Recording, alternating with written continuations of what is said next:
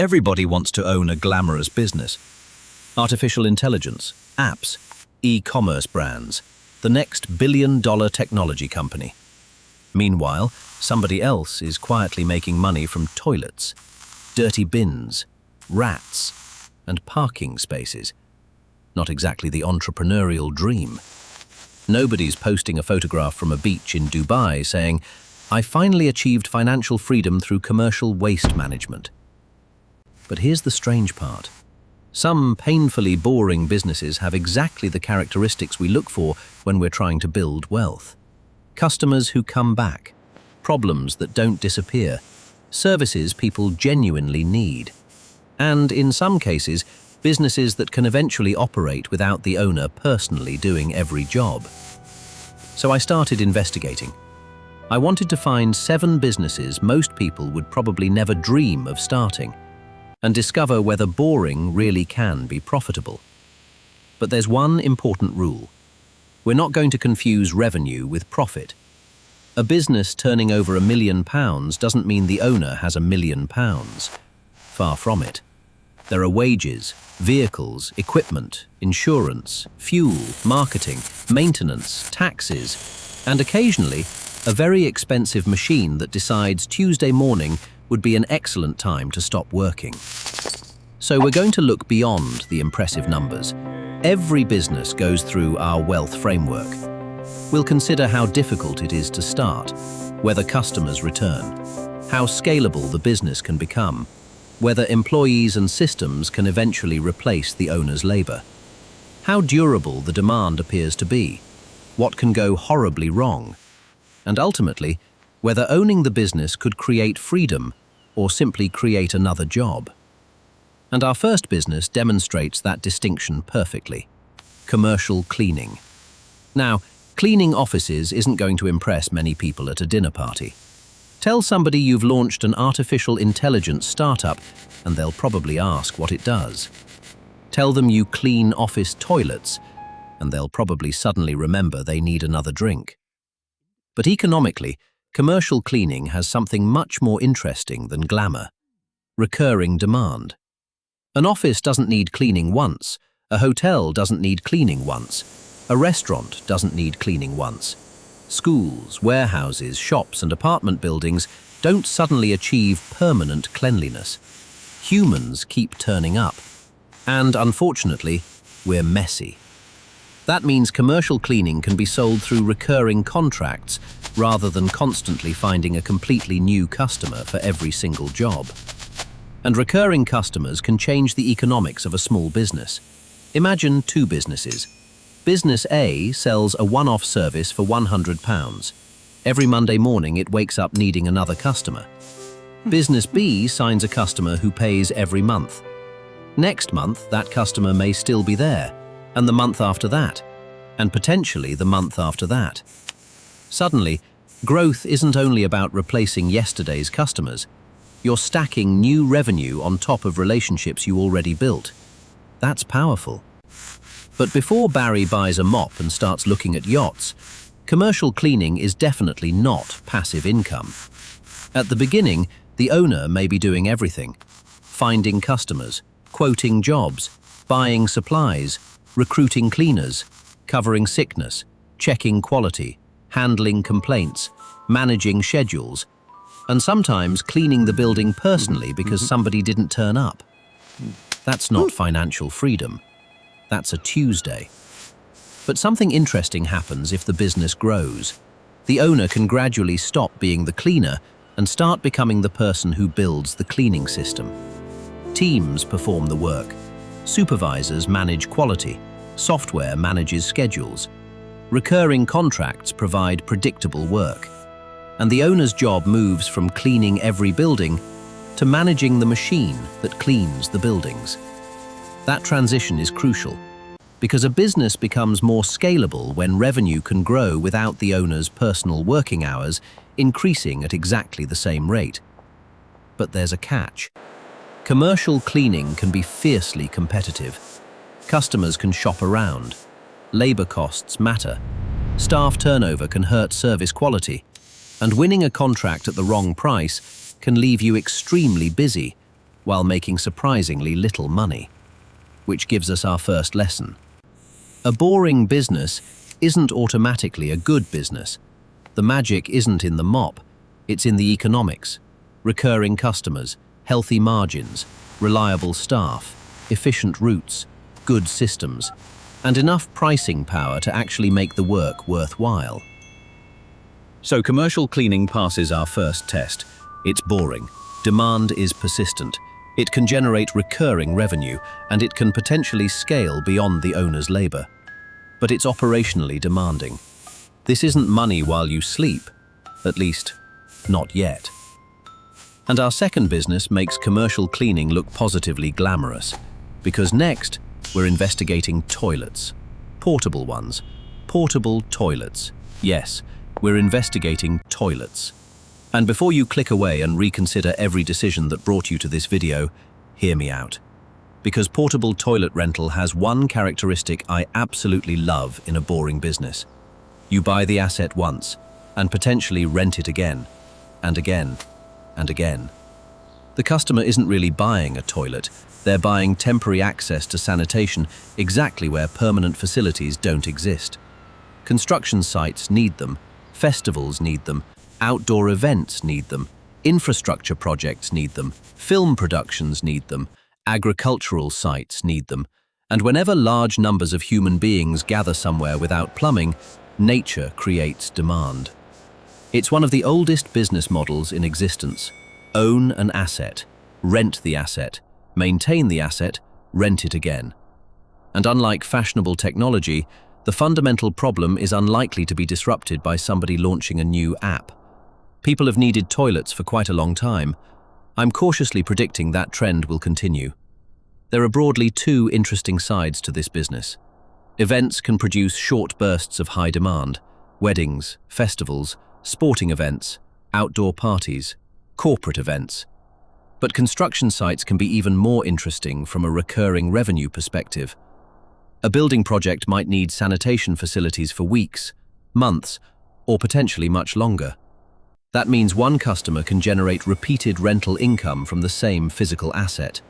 And servicing is usually part of the relationship. The unit gets delivered, it stays on site, it's cleaned and maintained regularly. Then eventually, it's collected, and hopefully sent out to earn money somewhere else. That is an attractive asset cycle. But there's a reason everybody isn't abandoning their office job tomorrow and buying 40 portable toilets. This business gets operational very quickly. You need the units. You need somewhere to store them. You need vehicles capable of moving them. You need equipment for servicing them. You need cleaning processes. Waste disposal has to be handled correctly. Routes matter. Fuel matters. Maintenance matters. And if you're operating over a huge geographical area, you can spend a remarkable amount of money moving toilets around the countryside. Not a sentence I expected to say today. So the economics depend heavily on utilization. A toilet sitting in your yard isn't producing rental income. A toilet sitting on a paying customer's construction site is. That's why asset utilization becomes one of the most important numbers in businesses like this. It's not enough to own equipment. You want that equipment working. Imagine buying 100 rentable assets. If only 20 are regularly earning money, you've essentially built an expensive storage problem. But if 80 or 90 are consistently deployed at sensible prices, the economics look very different. And there is another advantage. Once you've built the infrastructure, vehicles, routes, servicing, storage, and customer relationships, adding more units can potentially become easier. That's scalability. Not infinite scalability. You can't click a button and create another physical toilet, thank goodness. But operational scalability. More assets, more routes, more customers, more employees. Eventually, the owner doesn't personally deliver every unit. They build the system that does. So how does portable toilet rental look through our wealth framework? Recurring demand? Potentially strong, especially with construction and longer-term commercial hire. Durability? Very strong. Automation? Limited. Somebody still has to physically service the units. Scalability? Good, but capital intensive. Lifestyle freedom? Possible once you've built a team, but probably not while you're personally driving the servicing truck at 6 o'clock on Monday morning. Overall, surprisingly interesting and slightly disturbing. Barry has already asked whether we can put one in the office. We don't have an office. Which brings us to business number 3, and this one has an even more powerful economic force behind it: fear. Imagine you're sitting in your kitchen tonight. You hear a scratching noise. You look across the room, and a rat walks underneath the cupboard. At that exact moment, something fascinating happens to your purchasing psychology. You don't think, "I'll wait for a discount code." You don't add pest removal to your Christmas list. You don't spend 3 months comparing whether pest control aligns with your personal brand. You want the rat gone, preferably yesterday. And that's what makes pest control such an interesting, boring business. It solves a problem people are highly motivated to fix. But pest control isn't only emergency call-outs to frightened homeowners. Professional pest management operates across restaurants, hotels, hospitals, schools, warehouses, farms, housing, and transport. For many commercial customers, pest control isn't a luxury. It's part of protecting hygiene, reputation, stock, property, and business continuity. And that creates something we've already learned to look for: recurring relationships. A restaurant doesn't necessarily want somebody to arrive only after customers discover a family of mice living behind the refrigerator. Prevention is considerably more attractive, so pest control companies can offer ongoing inspection, monitoring, and treatment programs. That changes the business model. Instead of find pest, remove pest, find another customer, you can potentially build inspect, monitor, prevent, return, repeat. Now we're talking. Because recurring service agreements can create more predictable revenue than relying entirely on emergency calls. And the underlying demand is remarkably stubborn. Economic boom? Rats still exist. Recession? Rats remain surprisingly indifferent. New social media platform? The cockroaches have not updated their strategy. Artificial intelligence? Unless ChatGPT develops the ability to physically chase a mouse out of your kitchen, we probably still need technicians. But pest control has serious barriers that shouldn't be ignored. This isn't a business where you watch 3 YouTube videos, buy a spray bottle, and declare yourself Chief Rat Officer. Technicians need proper training. Pesticides and other control methods must be used safely and legally. Insurance matters. Professional standards matter. Record-keeping matters. And mistakes can create risks for customers, animals, employees, and the environment. In Britain, for example, professional industry bodies expect trained, insured operators working to recognized pest management standards. So expertise creates a barrier to entry. But interestingly, barriers aren't always bad. If a business is extremely easy for anyone to start tomorrow morning, competition can become brutal. Specialized knowledge, training, regulation, and trust can make it harder to enter, but they can also make established professional operators more valuable. There's another advantage: routes. Imagine one pest control technician driving 60 miles between every customer. Not particularly efficient. But build a dense customer base within one geographical area, and suddenly the technician can serve several customers without spending half the day staring at traffic lights. That improves productivity, and it creates another concept we're going to see repeatedly in boring businesses: route density. The closer your recurring customers are to each other, the more efficiently your people, vehicles, and equipment can potentially operate. This is why a small service business can become much more interesting when it dominates a local area rather than scattering customers everywhere. So pest control scores strongly on several parts of our wealth framework. Persistent problem? Absolutely. Recurring revenue potential? Strong. Resistance to technological disruption? Relatively strong because physical work still has to happen. Scalability? Good, through technicians, routes, and recurring contracts. Startup cost? Potentially more accessible than asset-heavy businesses like parking or large equipment rental. But expertise, regulation, and reputation matter enormously. And here's what I find most interesting. The customer doesn't actually want pest control. Nobody wakes up excited to buy pest control. They want the outcome.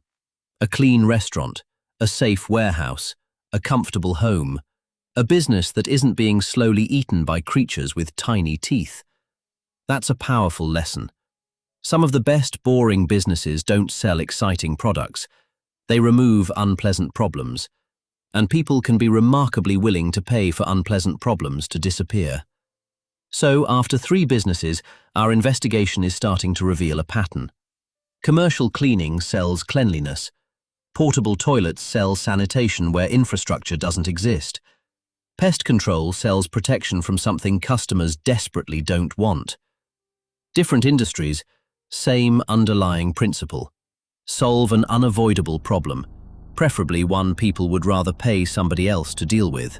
And business number 4 takes that principle in a completely different direction. Because instead of solving the problem for the customer, you rent them the expensive thing they need to solve it themselves. Business number 4, equipment rental. And this business is built around one beautifully simple observation. People often need expensive things without wanting to own expensive things. Think generators, mini excavators, power tools, access equipment, landscaping machinery, specialist construction equipment. A customer might need a particular machine for 3 days. Buying it would be ridiculous. So instead, they rent yours. And that's what makes equipment rental interesting. You spend money acquiring an asset once, then attempt to make that same asset earn money repeatedly throughout its useful life. The key word, however, is attempt. Because owning a £20,000 machine that spends most of its life sitting behind a fence isn't passive income. It's an expensive garden ornament. Once again, utilization matters. The more frequently your equipment is rented at profitable rates, the harder each asset works for you. And unlike selling your time, one owner can eventually control dozens, hundreds, or even thousands of rentable assets. But there are obvious risks. Equipment breaks, customers damage things, machines depreciate, transport costs money, maintenance costs money, insurance matters. And buying the wrong equipment can leave capital trapped in assets nobody actually wants. So, equipment rental scores well for scalability and asset leverage, but requires considerably more capital and operational discipline than many service businesses. Still, the underlying model is powerful. Own something useful, rent it repeatedly, keep it working, and resist the temptation to buy an excavator simply because excavators are cool. Barry has already failed this test. Business number 5 may have the lowest glamour score in this entire investigation. Wheelie-bin cleaning. Yes, people genuinely pay other people to wash their rubbish bins.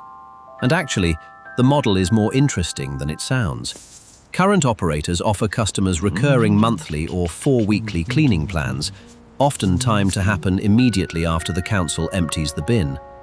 That creates an unusually efficient routine. The customer puts the bin out anyway. The council empties it. The cleaner follows the collection route. The bin gets washed, sanitized, and deodorized. Then the same thing happens again next month. Simple and potentially recurring. But there's a problem. Individual customers don't pay very much. That means this business lives or dies on density. Imagine driving 15 minutes between every £6 or £8 bin clean. Congratulations, you've invented a very inefficient way to buy diesel. But imagine cleaning 50 or 100 bins clustered across a compact route. Now the economics begin changing. Same vehicle, same equipment, same neighborhood, many customers. This is route density again. And there's another limitation. Wheelie bin cleaning can be discretionary. When household budgets get squeezed, paying somebody to wash the container you literally put rubbish inside may not remain everyone's financial priority. So would I call wheelie bin cleaning a route to millions? Not by itself. But as a lesson in recurring local services, it's excellent. And it demonstrates something important. A tiny transaction can become interesting when it's repeated frequently across a dense customer base with an efficient system. Business number 6, commercial fleet washing. Imagine owning 50 delivery vans, or 100 taxis, or a fleet of trucks. You don't just have 50 vehicles, you have 50 moving advertisements for your company. And if every one of them looks as though it recently escaped from a swamp, that's probably not the brand message you were hoping for. Commercial fleet washing solves that problem. Instead of waiting for individual drivers to visit a car wash, specialist operators can clean multiple vehicles at the customer's depot on a regular schedule. And there's our favorite word again, regular. Because fleets keep getting dirty.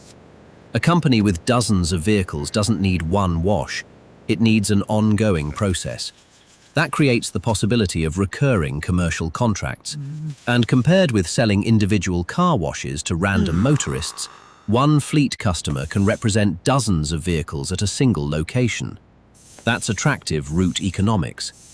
But this business isn't frictionless. Water use matters, environmental rules matter, drainage and wastewater matter, labor matters, equipment matters, and the work often happens when vehicles aren't being used, which can mean evenings, nights, or very early mornings. Financial freedom at 4:30 in the morning feels slightly less free. Still, commercial fleet washing demonstrates another characteristic worth remembering. Sometimes, the better customer isn't the individual, it's the business with the same problem, multiplied 50 times. And that brings us to our final boring business, parking, which sounds almost absurdly simple. Take some land, paint rectangles on it, charge people for temporarily placing cars inside the rectangles. What could possibly go wrong? Quite a lot, actually, but parking has one extraordinary characteristic. In the right location, the underlying asset is incredibly scarce. A parking space beside an empty field isn't particularly exciting. The same space beside an airport, hospital, commuter station, city centre or major attraction can become extremely useful. Same rectangle, completely different economics. Which tells us that parking isn't really a business about painted lines, it's a business about location, demand, access, and land. Once the site exists, technology can reduce some of the operational burden. Automatic number plate recognition, online payments, and digital booking can all make modern parking operations less labor-intensive than many physical service businesses. But the barrier to entry can be enormous. Land is expensive, planning matters, regulation matters, security matters, maintenance matters, and location risk is brutal. Get the location right, and you've got an asset people repeatedly need. Get it wrong, and you've created an extremely organized empty field. So parking scores highly for automation potential and recurring demand in the right location, but poorly for accessibility to the average person. And that's important, because the best business on paper isn't necessarily the best business for you. Which means we've now investigated all 7. Commercial cleaning, portable toilet rental, pest control, equipment rental, wheelie-bin cleaning, commercial fleet washing, and parking. 7 businesses almost nobody dreams about as a child, but together, they reveal something much more valuable than another list of side hustles. They reveal the economics of boring. So, which one wins? Before I give you my answer, there's something more important hiding in the results. Look at what these businesses have in common. They don't create demand. They capture demand that already exists. Buildings get dirty. Construction sites need toilets. Pests invade properties. People need equipment temporarily. Bins smell. Vehicles get dirty. Drivers need somewhere to park.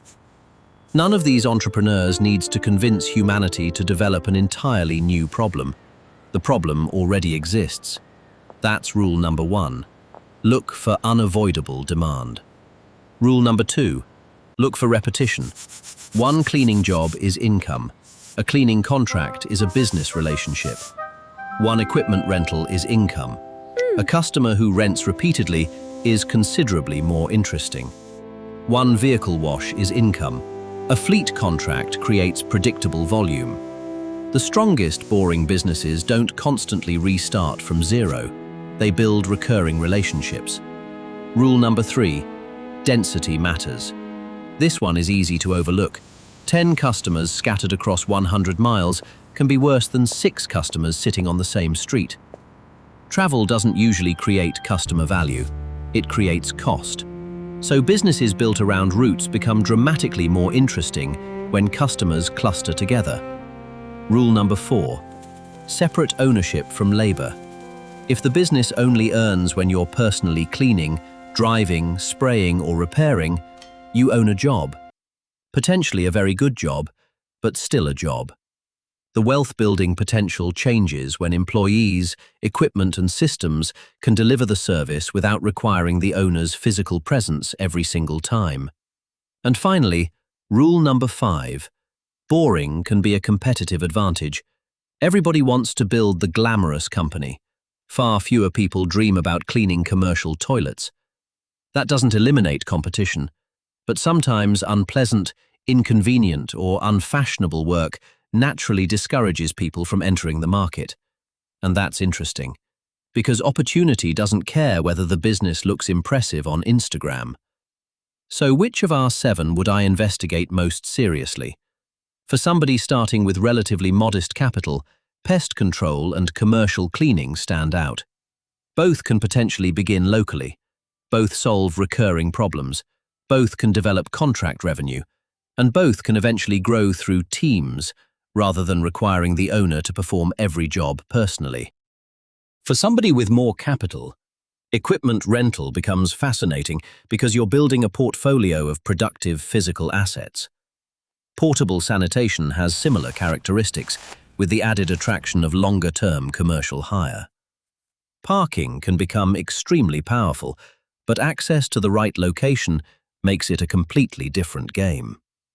Fleet washing has attractive B2B economics when contracts and route density work. And wheelie-bin cleaning? It's probably the easiest one for Barry to understand, although he has somehow bought 3 bins and no pressure washer.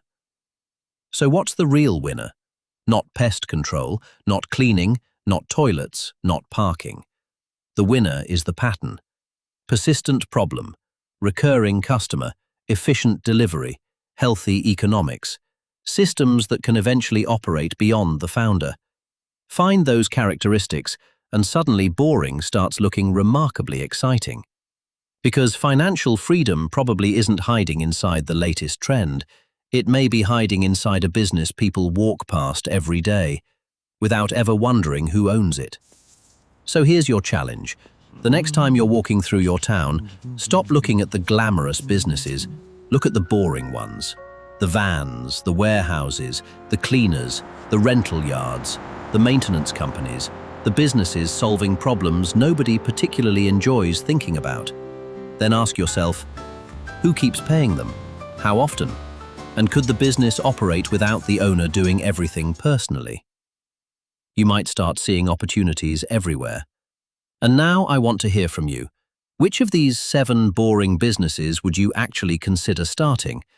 And which strange, overlooked business should we investigate next? Tell me in the comments. Subscribe if you want more evidence-based wealth investigations without the get-rich-quick nonsense.